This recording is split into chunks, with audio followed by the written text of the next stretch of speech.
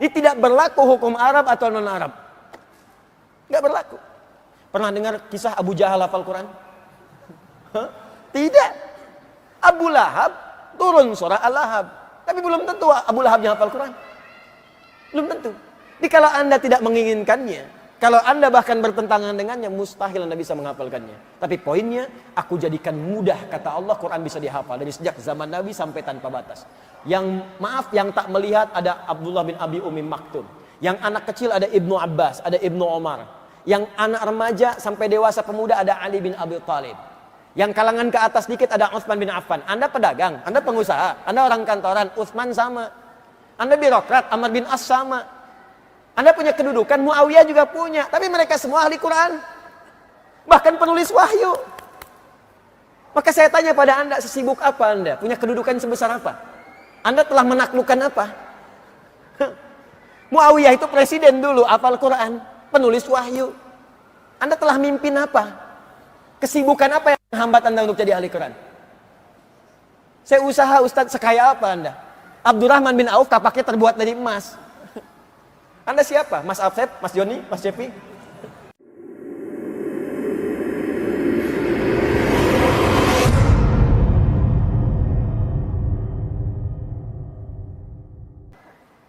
Khalid bin Walid, pernah dengar? Masuk Islam, belajar bimbingan Quran. Nabi punya sahabat 12.000, 38-nya panglima. Kualitas satunya bisa menaklukkan Persia dan Romawi. Baca tentang sirah, Khalid, racun gak tembus. Saya diskusi dengan teman-teman TNI beberapa waktu lalu. Keluarkan, ada bimbingannya. Itu Khalid saat masuk Persia, si Ratu Persia sedang megang racun yang paling kuat. Kata Khalid, apa itu? Ini racun yang paling dahsyat, paling kuat di Persia, nggak ada orang kemudian cicipi kecuali mati. Khalid ketawa, nggak ada kematian kecuali dengan izin Allah Subhanahu Wa Taala. Mana racunnya? Sini. Bismillahirrahmanirrahim. Bismillahirrahmanirrahim. Dengan nama Allah yang kalau disebutkan racun pun apapun nggak akan berpengaruh. Minum sampai habis. Habis. Nggak ada apa-apanya. Dibuang Maulid. Apa komentar ratu itu? Kata orang ini, kalau semua pasukan jenderal-jenderal muslim seperti ini, maka sudah tidak akan ada yang bisa menandingi sedunia ini. Sekarang siapa yang bisa minum begitu? Mana racunnya?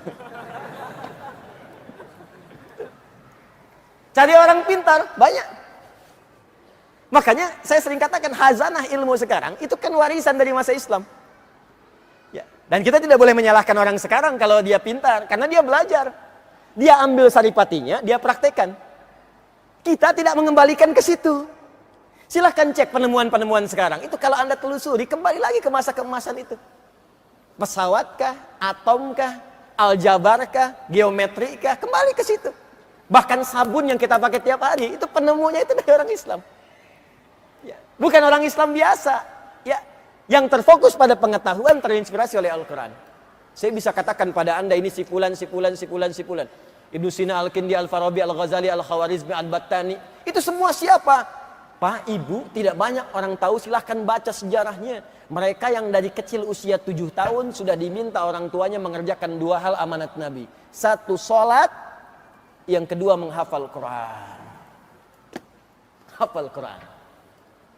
Ini ternyata, kalau kita maksimalkan betul petunjuk ini dalam hidup, dari Al-Fatihah sampai dengan An-Nas ada petunjuk yang membuat kita bisa tenang dan senang.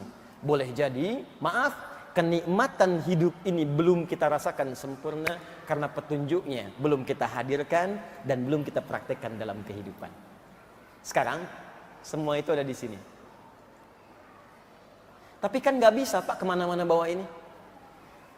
Ibu mau belanja, petunjuk menawar dalam Al-Quran. Lama. Bapak mau rapat, petunjuk berkah dalam rapat, cari. Kelamaan. Ya. Bagaimana cara yang paling mudah? Lihat seperti Nabi pernah mengajarkan. Lihat seperti Nabi pernah mendidik sahabat-sahabatnya sehingga mereka menjadi mulia seperti di kemudian hari dan jadi khairu ummah. Inilah kesaksian langsung dari sahabat Utsman bin Affan, Ali bin Abi Thalib radhiyallahu taala anhuma ketika menerima informasi dari Nabi. Informasi ini disampaikan ke kita oleh Al-Imam Al-Bukhari ya, lewat kitabnya Sahih Al-Bukhari, Kitabul Jami, nomor hadis 4719. Ya. Al-Imam Al-Bukhari menerima hadis ini dari Hajjaj bin Minhal. Hajjaj bin Minhal menerima dari Syu'bah. Syu'bah menerima dari Alqamah bin Marsad. Alqamah bin Marsad menerima dari Sa'ad bin Ubaidah. Sa'ad bin Ubaidah menerima dari Abu Abdurrahman As-Sulami. Abu Abdurrahman As-Sulami menerima dari Uthman bin Affan dan Ali bin Abi Thalib radhiyallahu taala anhuma dari Nabi sallallahu alaihi wasallam qaal khairukum man ta'allamal Qur'ana wa 'allama. Jika Anda ingin jadi orang baik seperti kalangan orang dulu itu dan ingin tenang dan senang hidupnya, maka sebaik-baiknya Anda ialah orang yang mau belajar Al-Quran dengan serius dan mengamalkan Quran dalam hidupnya itu. Cara paling mudah, maka turunlah keterangan di firman Allah Subhanahu wa taala, fokus, alih-alih kita capek. Dan ini tidak salah. Membawa mushaf ke setiap tempat yang suci dan benar. Kenapa tidak kita hafalkan dan tanamkan Quran dalam jiwa kita? Sehingga kita bisa bawa kemanapun dan jadi bimbingan dalam kehidupan kita. Maka turunlah kemudian tawaran di Quran surah ke-54 ayat 17, ayat 22, ayat 32 dan ayat ke-40. Kita masuk pada intinya. Quran surah 54 ayat 17, ayat 22, ayat 32, ayat 40. Walaqad yassarnal Qur'ana lidzikri fahal mim muddakir. Saya baca terjemahannya dengan cukup singkat.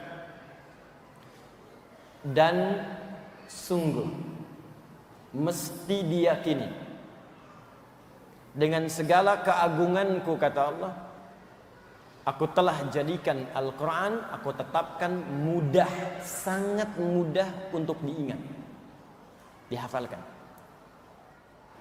Fahal mim muddakir, maka jika aku sudah jamin itu mudah untuk diingat, dihafalkan, adakah di antara Anda yang mau mengingat dan menghafalkannya? Ini tawaran dari Al-Quran. Kata Allah, alih-alih engkau capek, aku mudahkan. Saking mudahnya, aku jamin semua kalangan tanpa batas bisa menghafalkannya. Dan itu sudah terbukti sekarang. Pernah lihat anak kecil hafal Quran? Sekarang bukan cuma anak kecil. Saking mudahnya Allah tunjukkan, yang lumpuh otak hafal. Yang kata manusia tak bisa melihat hafal. Saya lebih senang menggunakan kosakata yang Allah berikan kenikmatan kepadanya sehingga tak mampu melihat maksiat dalam hidupnya. Ya, hafal. Yang sepuh hafal. 80 tahun hafal Quran ada. 90 tahun hafal Quran ada. Ya. Tanpa batas, Bu, Pak. Dia Anda jangan pernah mengatakan begini, susah, faktor U. Bukan usia, usaha. Karena itu Allah jadikan Quran turun itu kurang lebih selama 22 tahun. Kan Nabi usia 40 tahun kan pertama kali menerima. Tambah 20 berapa? 62. Jangan lihat nabinya, di situ ada Abu Bakar, ada Umar, ada Abdullah bin Abi Umi Maktum yang lebih sepuh dari Nabi. Artinya mereka menghafal Quran itu dalam kondisi sudah sepuh, Pak, Bu. Itu kan orang Arab, Ustadz, hafalin KUHP. Yang bahasa Indonesia. Apa setiap orang Indonesia hafal KUHP? Hafal undang-undang dasar bahkan? Hafal pasal-pasal? Belum tentu. Di orang Arab pun, gak semua orang Arab bisa hafal Quran, Pak. Gak semua. Dia yang mau sungguh-sungguh bisa hafal. Beo Bekasi bawa ke Mekah, ajarin Al-Fatihah, hafal. Unta Arab diajarin, gak akan bisa. Ya bukan karena gak bisa bicara atau yang lain, ini filsafat bahasa saja. Karena tak mau usaha, gak mungkin. Jadi semua diberi kemudahan. Ini tidak berlaku hukum Arab atau non-Arab. Gak berlaku. Pernah dengar kisah Abu Jahal hafal Quran? Tidak. Abu Lahab turun surah Al-Lahab. Tapi belum tentu Abu Lahab yang hafal Quran. Belum tentu. Jadi kalau Anda tidak menginginkannya, kalau Anda bahkan bertentangan dengannya, mustahil Anda bisa menghafalkannya. Tapi poinnya, aku jadikan mudah, kata Allah, Quran bisa dihafal. Dari sejak zaman Nabi sampai tanpa batas. Yang tak melihat ada Abdullah bin Abi Umi Maktum.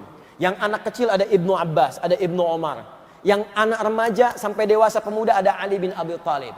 Yang kalangan ke atas dikit ada Utsman bin Affan. Anda pedagang, Anda pengusaha, Anda orang kantoran, Utsman sama. Anda birokrat, Amr bin As sama. Anda punya kedudukan, Muawiyah juga punya. Tapi mereka semua ahli Quran. Bahkan penulis wahyu. Maka saya tanya pada Anda, sesibuk apa Anda? Punya kedudukan sebesar apa?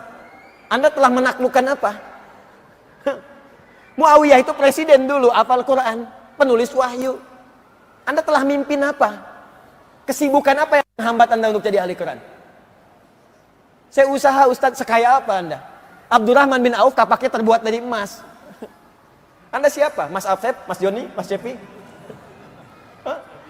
Saya mau katakan bahwa Quran itu tanpa batas, Pak. Semudah-mudahnya. Mau pengusaha, maaf. Mau diplomat, birokrat, punya kedudukan. Mau ustadz, mau ibu rumah tangga, silahkan.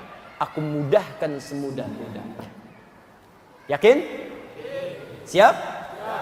Nah, kalau sudah siap, kalau sudah komitmen, maka motivasi awalnya kata Allah mesti sesuai dengan tuntunan yang telah Allah tetapkan dalam Al-Quran. Jadi kalau Qurannya ingin jadi hudan, begini caranya. Karena nanti banyak orang menghafal Quran tapi nggak jadi hudan. Karena salah menghafal, Pak, Bu. Demi Allah saya katakan, tolong catat ini ya nasihat saya. Kalau Anda titipkan anak-anak Anda menghafal di tempat-tempat hafalan, termasuk di pesantren, tolong cek cara menghafalnya. Apakah jadi hudan atau tidak? Karena banyak sekarang orang yang hafal Quran, hafal surah-surah tertentu, tapi nggak jadi hudan dalam hidupnya. Penghafal Quran penipu, ada. Penghafal Quran preman, ada. Penghafal Quran pemalsu ayat, ada. Penghafal Quran tukang bolak-balik ayat, ada. Masa hafal kul huwa semua agama sama? Berarti suratnya nggak menjadi hudan dalam dirinya. Jadi ada banyak orang sekarang menghafal Quran, cuman caranya keliru, nggak jadi hudan. Di penghafal Quran itu Allah tidak melihat berapa juz yang ia hafalkan sampai dia wafat, tapi melihat apakah Quran itu jadi petunjuk dalam hidupnya atau tidak.